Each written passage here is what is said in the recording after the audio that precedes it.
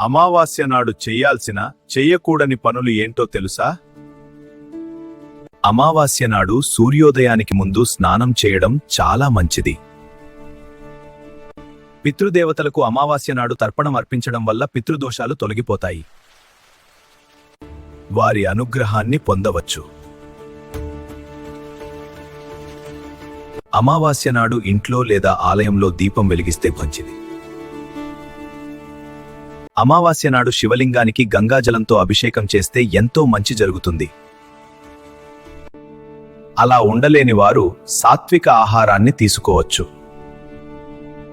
ఈ రోజున దానం చేయడం వల్ల చక్కటి ఫలితం కనబడుతుంది. వస్త్రదానం వంటివి చేయొచ్చు. హోమం, శివపూజ వంటివి చేస్తే చక్కటి ఫలితం ఉంటుంది.